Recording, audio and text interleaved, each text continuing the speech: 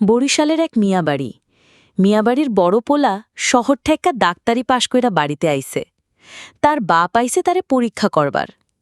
বাপ তার পোলারে জিগায়, ডাক্তার, তুই এখন তো মস্ত বড় ডাক্তার, আমি এখন তোর একটা কঠিন রোগ দেখামু, তুই এটার নাম পারবি?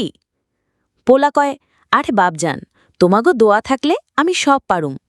বাপ কয়, শোন, আমার বিয়াই মিয়া ভাইয়ের শরীরটা খারাপ, সে এখন মধ্যে রাইতেও ঘুমাইতে পারে না, দিনেও ঘুমাইতে পারে না, তাইলে দেহি তার কি রোগ হইছে?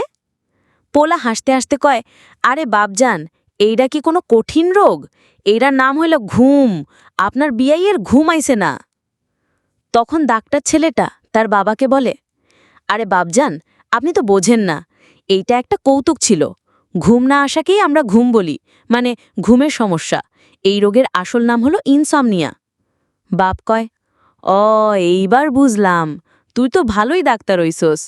তা বিয়াইয়ের ঘুম আইছে না, এখন কদেই তারে কি ঔষধ খাওয়াবি?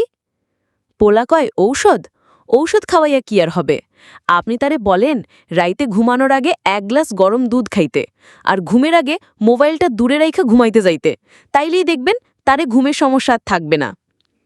বাপ কয়, এইটা কি কোনো ঔষধ হইল?